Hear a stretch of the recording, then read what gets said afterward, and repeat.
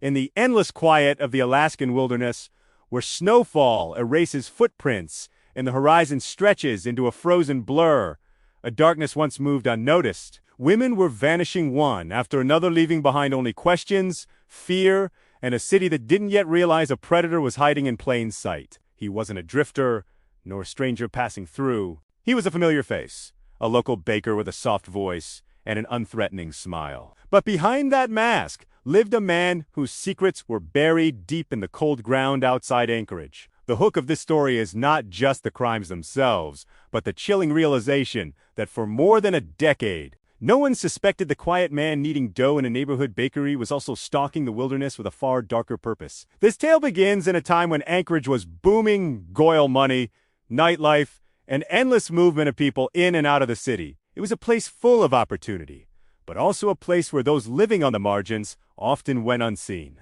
Into this world walked Robert Hansen, someone who blended into daily life so well that even those closest to him had no idea what he was capable of. As Alaska grew, so did the shadows that concealed his crimes. And for years, his victims' voices were lost beneath the noise of a rapidly changing city. This video will dive into how Hansen built the illusion of a modest, hardworking family man while secretly nurturing violent impulses, how the vast wilderness became the perfect backdrop for terror, and how one brave survivor's escape shattered the silence he depended on. This is not just the story of a serial predator, it is the story of resilience, determination, and a relentless pursuit of truth that finally exposed the butcher baker.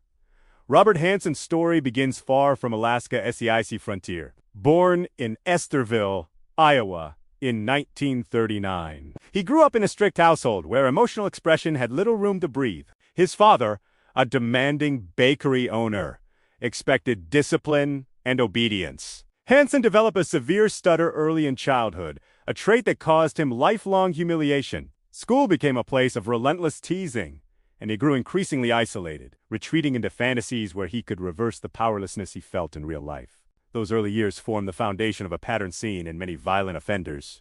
Not an excuse, but a window into how resentment and shame can twist a troubled mind. Hansen struggled to form friendships, especially with girls. Their rejection became a fixation, fueling anger that simmered privately. As he grew older, this resentment evolved into disturbing behaviors. He found solace in hunting, becoming an extremely skilled marksman.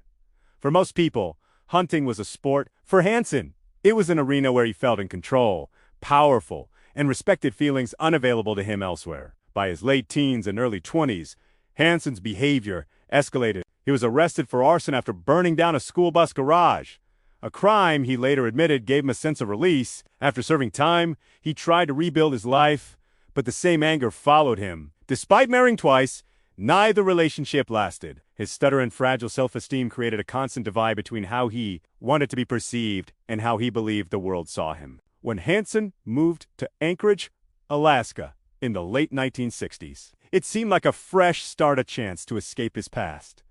Anchorage was a place where many people reinvented themselves. Hansen opened a bakery, earned a pilot's license, and integrated himself into the community. On the surface, he looked like a hardworking small business owner, even winning local hunting competitions. To neighbors and customers, he seemed harmless, but beneath that facade, the same dark fantasies that started in adolescence were growing stronger. He began committing petty crimes, stealing, assault, testing boundaries, observing how far he could go without real consequences. When he realized his polite, soft-spoken exterior made him appear incapable of serious wrongdoing, it became a shield he relied on. These early warning signs: social isolation, resentment toward women, violent fantasies, and escalating criminal behavior did not disappear when he arrived in Alaska. Instead, they blended seamlessly with the anonymity and vastness of a booming frontier city.